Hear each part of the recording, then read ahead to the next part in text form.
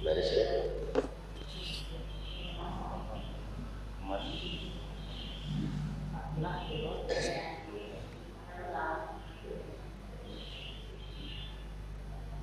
Sampai kalimat apa saya?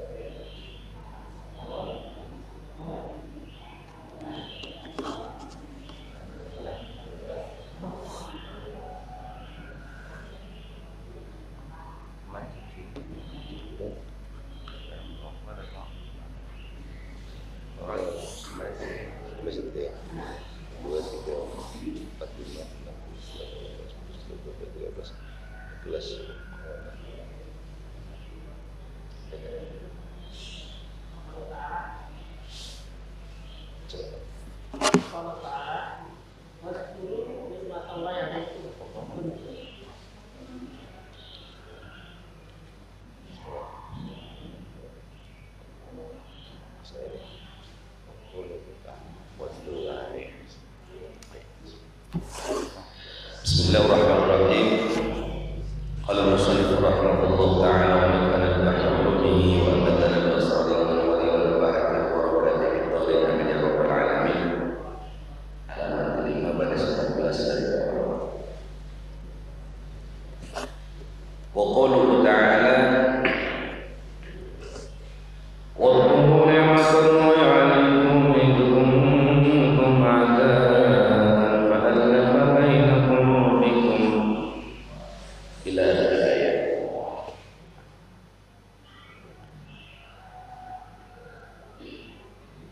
Wadhkuru, dan ingatlah kalian semua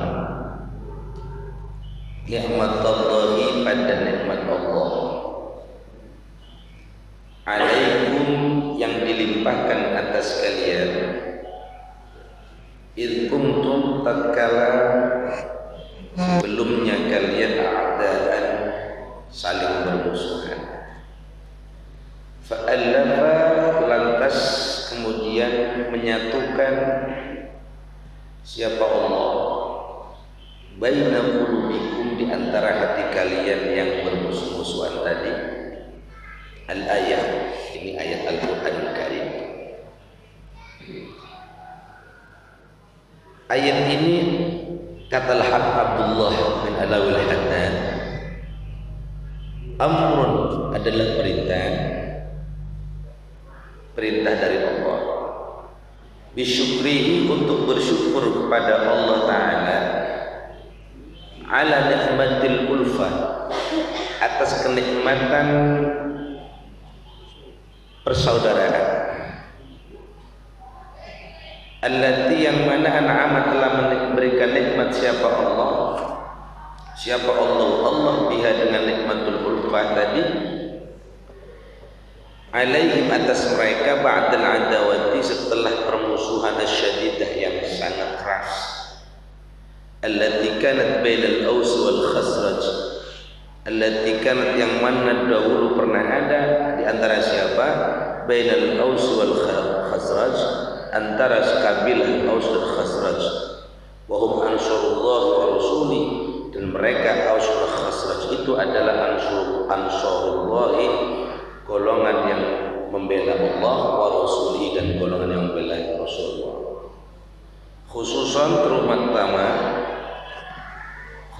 terutama wa baina sa'iril Arab, ini terutama khusus kaum Khazraj dan Aus, wa baina sa'iril Arab, dan di antara sekalian bangsa Arab pada umumnya. Begini, dulu sebelum baginda Rasulullah SAW melakukan hijrah dari Madinah, dari kota Makkah ke Madinah,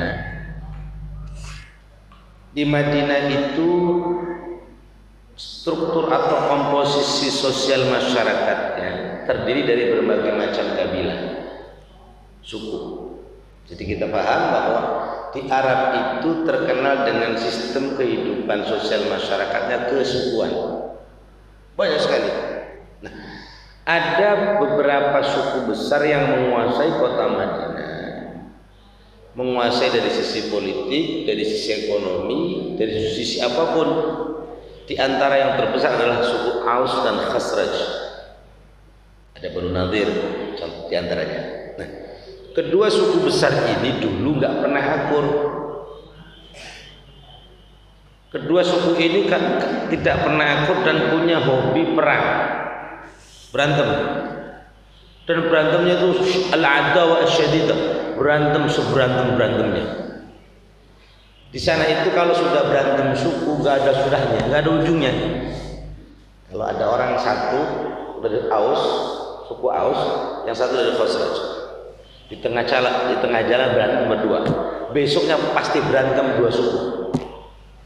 Satu RT berantem, ada orang RT satu sama RT dua berantem berdua. Besoknya dua RT semuanya berantem bareng-bareng. Karena sistem kesukuan nggak boleh kesenggol dikit.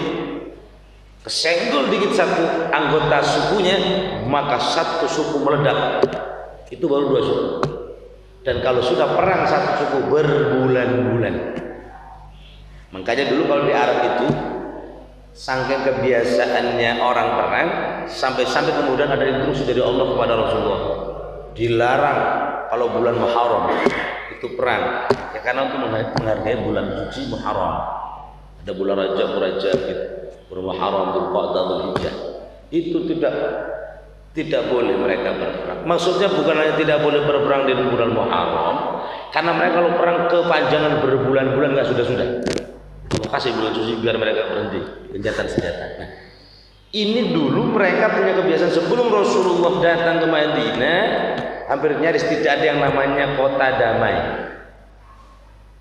Urusan dagang lapak pasar bukan, kalau sekarang urusan lapangan parkir itu ya, maka dia perangnya berbulan-bulan. Nah, dulu luar biasa. Itu sukunya nggak sebanyak bangsa Indonesia. 3 suku Khazraj, Aus, Bani Nadir kalau perang, masya Allah itu satu kota Madinah ribut gara-gara sudah 3 suku. Nah kita bayangkan ke Indonesia sukunya ada 300, perang semuanya ribet urusan. Banyak luar biasa. Ini nikmat luar biasa kata Alhamdulillah. Ayat ini turun untuk memberikan gambar. Bangsa Arab dulu mah kalian hobinya berantem. Sebelum Rasulullah datang, sebelum Islam datang, kalian hampir tidak mengenal yang namanya perdamaian.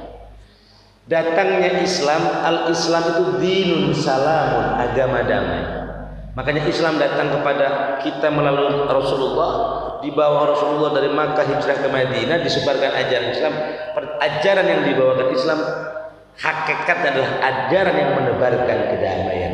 Maka luar biasa Madinah yang menjadi ladang perang di antara sesama suku negeri Madinah, lama-lama Madinah menjadi kota yang paling damai di seantero Jazirah Arab. Dan sampai sekarang Madinah itu kotanya kota kul, kota damai dibandingkan kota Makkah. Makkah lebih parah dari Madinah. Makkah lebih peperangan terjadi di Makkah lebih parah dari Madinah. Berkah wasilah Rasulullah dan Islam, maka kemudian mereka menjadi satu kesatuan anak bangsa kota Madinah yang tadinya suka berantem menjadi damai. Nah ini oleh Al-Quran digambarkan, fa'allafa baina qulubikum fa asbahtum bi ni'mati ikhwana. Allah kemudian satukan hati mereka yang tercerai-berai yang biasa bermusuhan menjadi sesama anak kota Madinah, bangsa kota Madinah yang saling bersaudara. Ini menurut Al-Quran adalah nikmat yang luar biasa. Dari orang yang tidak pernah merasakan kedamaian menjadi sangat damai, akun, rukun dan harmonis. Maka dengan ayat ini kata Allah, ini sesungguhnya perintah dari Allah untuk mensyukuri nikmatnya perdamaian. Ingat, perdamaian adalah kenikmatan luar biasa yang harus disyukuri. Tanpa perdamaian, hampir susah kita mendapatkan kenyamanan, hampir susah kita mendapatkan ketenangan. Ketenangan dan kenyamanan itu harganya sangat mahal.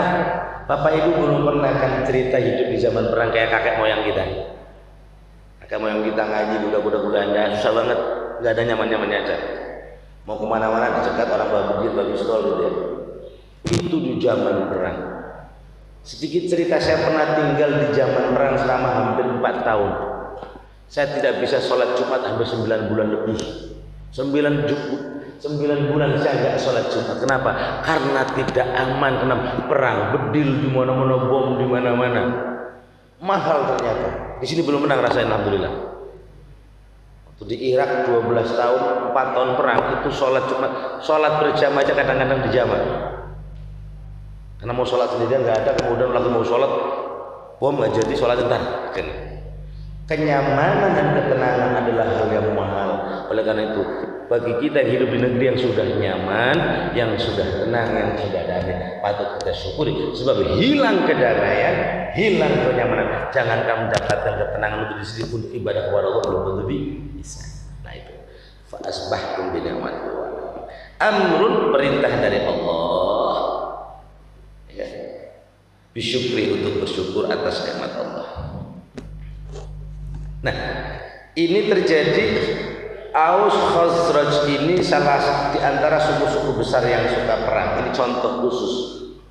Oleh Habib Abdullah dikatakan wa baina sa'iril arabi umuman, dan di antara atau suku-suku Arab lainnya pada umumnya. Suku Arab rata-rata selain Khazraj dan Aus juga tukang perang zaman dulu. Kalau sekarang kemudian kita melihat di Arab itu masih suka perang, karena hari ini yang perang kan ada di Arab semua, itu ya. Afghanistan perang, Libya perang, Mesir perang, Syria perang, Lebanon perang, Irak perang, itu semuanya di mana? Di Arab. Bukan kita ngomongin Arab, memang di Arab itu karena watak kabilahnya keras, nggak boleh kesimpil dikit, jatuhnya pasti perang. Alhamdulillah.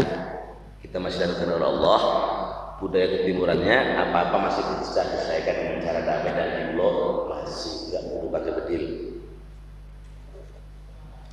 Fa innahum, dan sesungguhnya mereka suku-suku di bangsa Arab itu innama kanu yaqtatilun, innama sungguh tiada lain kanu sebelumnya mereka itu ada yaqtatiluna, saling berperang, wa yatanahawuna, dan saling menyerang, wa yaqulu, dan memakan siapa ba'duhum ba'd, sebagian mereka ba'dun atas yang lain. Jadi satu sama lain saling menimpa, saling menyerang, saling menerkam, saling memakan satu sama yang lain. Siapa yang kuat dia akan menang, siapa yang kuat dia akan berkuasa. Di sana tidak ada yang bisa menguasai tanah, tidak ada yang bisa menguasai wilayah pasar, tidak ada yang bisa menguasai wilayah pasar kalau dia tidak kuat. Barbar zaman itu. Hatta ba'athah, sehingga kemudian mengutus siapa Allah fihim, di tengah mereka siapa? Rasulahu, pada utusan Allah, wa anzala, dan menurunkan siapa Allah alaihi, atas Rasul Allah tadi, kitabahu, kitab sucinya Allah, fajama'a, lantas kemudian menyatukan, mengumpulkan siapa utusan Allah bihi, dengan kitab Allah tadi, syattatahum, perpecahan di antara mereka, wa allafa, dan menyatukan siapa Rasul tadi baina, di antara qulubihim, hati mereka, wa azala, dan menghilangkan siapa Rasulullah bihi, dengan Al-Quran tadi, maka yang ada di antara bainahum, di antara mereka, minal dhaghain wal adawat, dari kedengkian dan permusuhan, wal fitani, dan fitnah, wal muqata'ati, dan pemisahan diri. Fa asbahu, maka kemudian menjadilah mereka binikmati, dengan nikmatnya utusan Allah yang membawa ajaran Allah tadi, ikhwana, bersaudara, fi dinihi, di dalam ajarannya Allah, agamanya Allah, wa nusrati rasulihi, dan membela rasulnya Allah, wa ta'dhimi sya'irihi, dan mengagungkan syiarnya Allah, wa qad dzakara, dan sungguh telah menyebutkan siapa Allah, wa qad dzakara Allah taala, wa qad dzakara, dan sungguh telah menyebut, mengingatkan siapa Allah taala, Allah dzalika, yang demikian itu, fi ma'radil imtinan, dalam rangka al-imtinan, untuk bersyukur atau pujian ala rasulihi, atas rasulnya Allah alaihi salam, fi qouli ta'ala, di dalam firman-Nya Allah, walladzi ayyadaka bi nasrihi wa bil mu'minin. Di dalam Al-Quran Allah sudah mengabadikan cerita tentang bagaimana Rasulullah sebagai juru damai. Rasulullah mengejarkan mereka untuk bersaudara, Rasulullah menyatukan mereka yang bercerai-berai.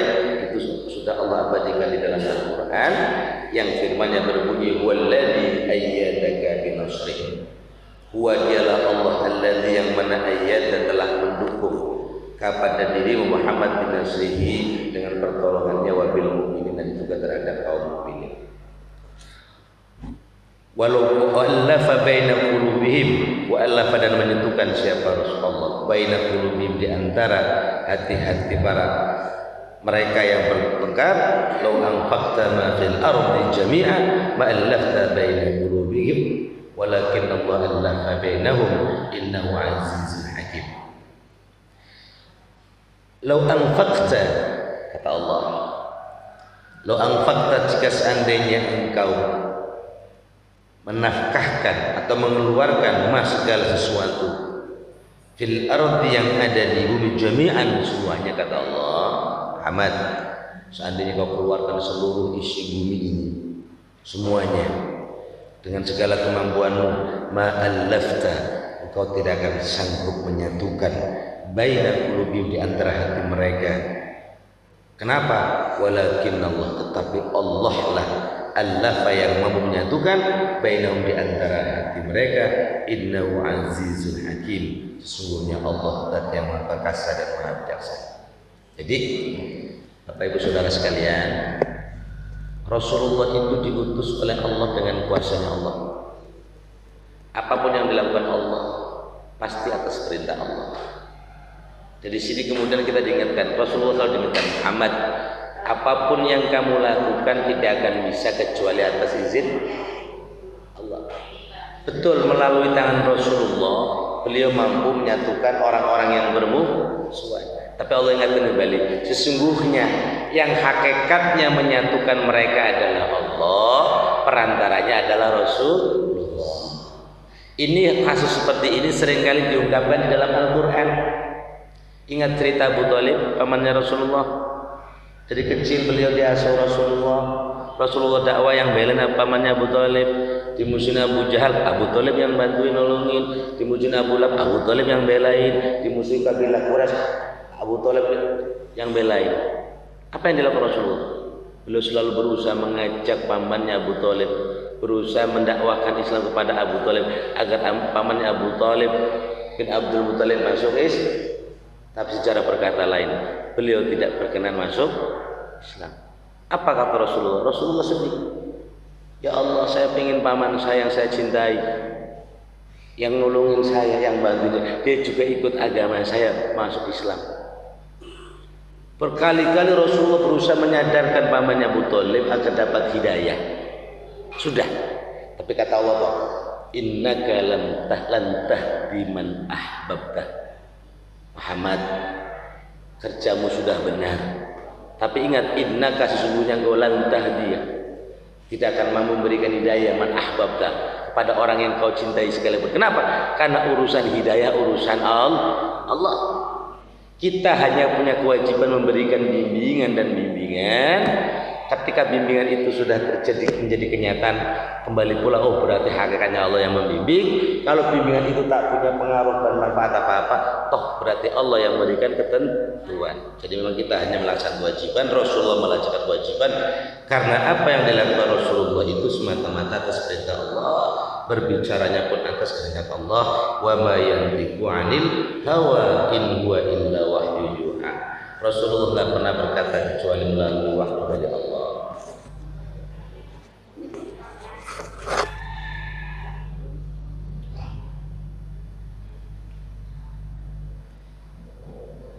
Waqad kanu min qablu, waqad kanu, dan sungguh telah ada siapa mereka, Banu Khazraj, Banu Aus dan Bani Khazraj, Aus dan yang lain, min qablu sebelumnya, ayyab'atha, untuk sekiranya mengutus siapa Allah ilaihim kepada mereka, Rasulahu pada utusan Allah, ala syafa hufratin minan nar, ketika mereka ala syafa hufratin minan nar, sedang berada di jurang neraka. Wadzalika, dan yang demikian itu, bimakan, lantaran perkara-perkara kanu yang ada siapa mereka alai atas perkara tadi, minal kufri, berupa kekufuran, billahi kepada Allah, wa ibadatil asnam, dan ibadah kepada berhala. Ini posisi ketika Rasulullah diutus kepada mereka bangsa Arab. Ini runtutannya dari bangsa Arab mulai dari Makkah dan Madinah. Kondisi mereka itu dalam posisi kekufuran. Bapak Ibu sekalian yang perlu dipahami gini. Jadi sebelum Islam datang ke Jazirah Arab di bawah Rasulullah, atau sebelum Rasulullah diutus menjadi Rasul di Jazirah Arab, posisi mereka dalam posisi keadaan kondisi masyarakatnya kufur, kafir.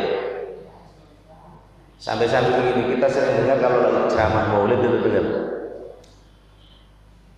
Zaman dilahirkannya Nabi Muhammad di bangsa Arab dikenal dengan zaman jahiliyah.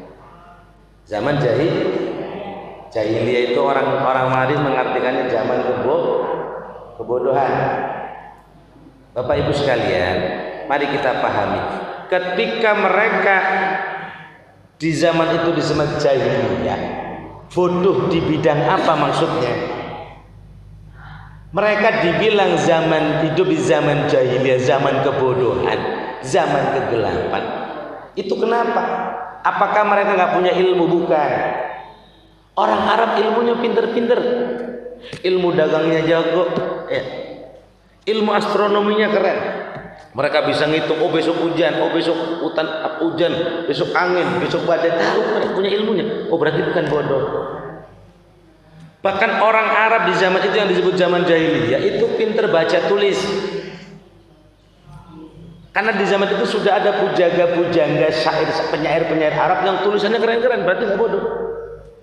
Ada Nabi Al-Adibiyani, ada Abdullah bin Rawaha, ada Umrul Qais, ada Antara bin Saddad. Banyak pujangga Arab yang kalau nulis puisi hampir sama redaksinya dengan Al-Qur'anul Karim, sama-sama indahnya.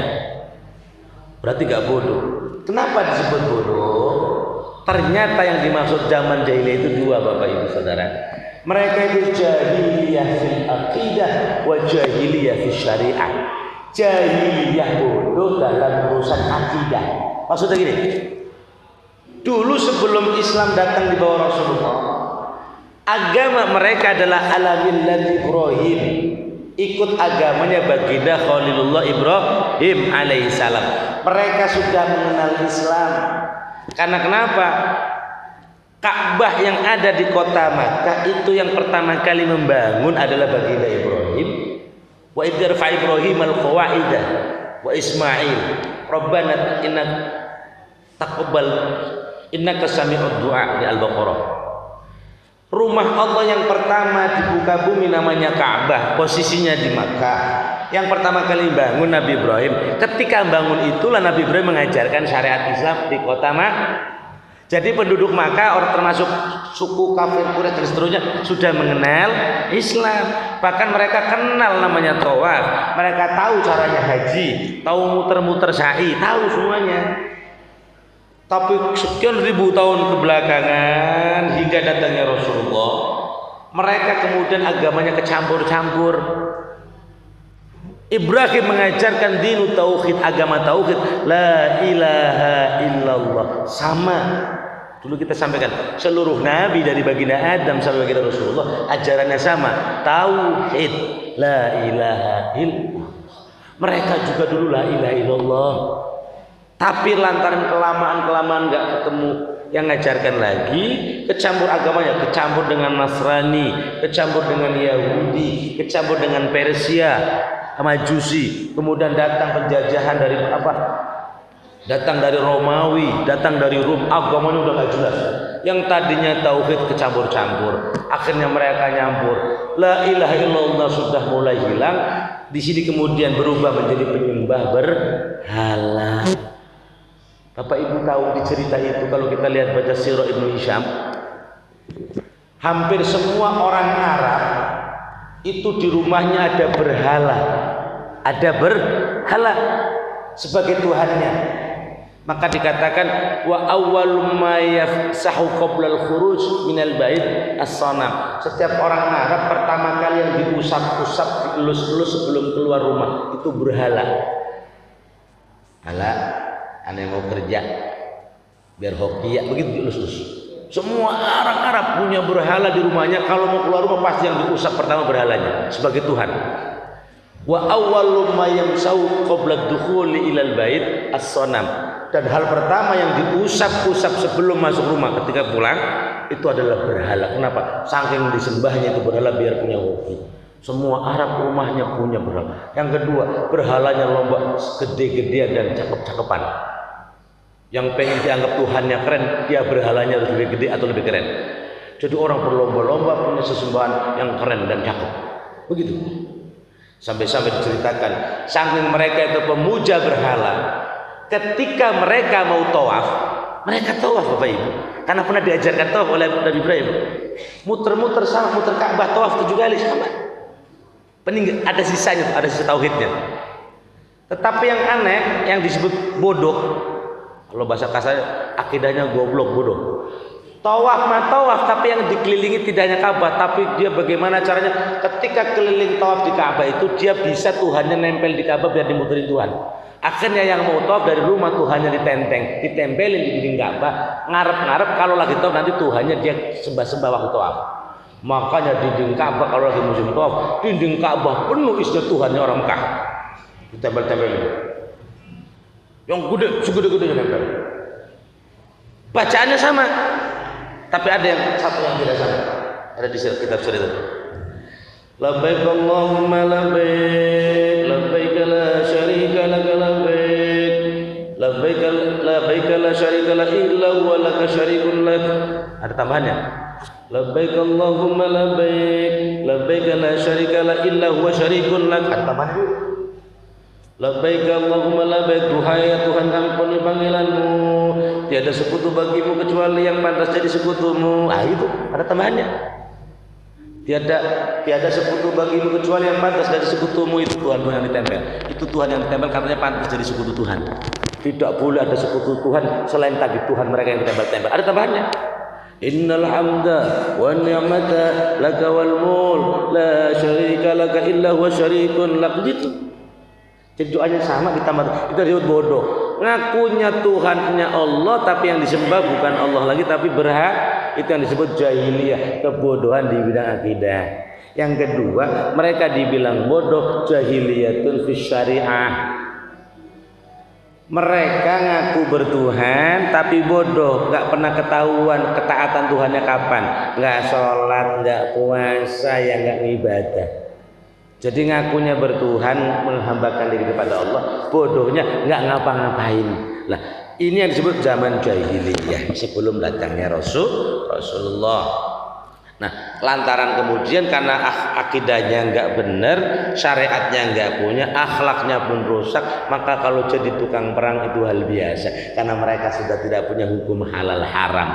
Perang buat mereka kebiasaan yang tidak ada hubungannya dengan hukum boleh atau tidak boleh. Karena akidahnya hilang, syariatnya nggak punya, akhlaknya juga otomatis nggak punya. Maka kemudian fa'anqadhahum, Allah utus mereka, fa'anqadha, dan utusan Allah bagi Muhammad sallallahu alaihi wasallam menyelamatkan mereka minha, dari kemusyrikan dan kekafiran tadi, bima syara'ahu, dengan melalui wasilah syariatnya Allah lahum, kepada mereka, min tauhidihi, dari mentauhidkan mereka kepada Allah. Nah, ada ajaran kembali ke tauhid melalui Rasulullah sallallahu alaihi wasallam, di mana mereka awalnya tauhid, kecampuran berhala, kecampuran kemusyrikan, kecampuran kekafiran, dibalikkan kembali oleh Allah melalui Rasulullah kembali ke ajaran tauhid.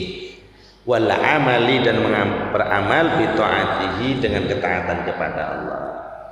Fatalaballah, maka kemudian menuntut siapa Allah, minhum, dari mereka, ayyashkuruhu, agar mereka mau bersyukur kepada Allah, ala dzalika, atas yang demikian itu, wa ya'rifu, dan mereka agar mereka mengetahui haqqan nikmati, kebenaran nikmatnya Allah, alaihim, atas mereka. Nikmat yang mana? Fi inqadhihim, di dalam menyelamatkan mereka, minadh dhalalah, dari kesesatan, wastima'ihim, dan bersatunya mereka ba'dal furqah setelah tercerai-berai, wa hadrihim dan peringatan kepada wa hadzarahum dan memperingatkan siapa Allah kepada mereka fi dzimni dzalika dalam kandungan yang demikian itu min mujibatil firqah dari hal-hal yang menyebabkan perpecahan wal ikhtilafi dan perbedaan ba'dal ijtimai setelah persatuan wal ikhtilafi dan kerukunan. Kadzalika yubayyinullahu lakum ayatihi la'allakum tahtadun. Demikian itulah yubayyinu menjelaskan siapa Allahu Allah lakum kepada kalian kita semua ayatihi ayat-ayat kebesaran Allah. Kenapa? La'allakum agar sekiranya kalian tahtadun mendapatkan petunjuk dari Allah. Bapak Ibu, ada kalimat kita bersyukur dari keselamatannya kita minad dhalalah. Karena lawannya hidayah itu dhalalah. Jadi kalimat dhalalah sesat itu kebalikan dari hidayah. Kita hidup manusia itu harus bersyukur karena lantaran hidayah kita jadi muslim. Betapa banyak orang yang diajarkan tentang kebenaran karena tidak dapat hidayah dia tetap dalam kesesatan. Makanya alhamdulillah yang masih rajin sholat, alhamdulillah kita selalu meminta hidayah kepada Allah sebanyak berapa kali Bu? 17 kali. Hitung jumlah rakaat sholat. Ibu kalau sholat sehari semalam berapa rakaat? Berapa rakaat Ibu? 17 rakaat. Setiap 17 rakaat pasti baca Fatihah.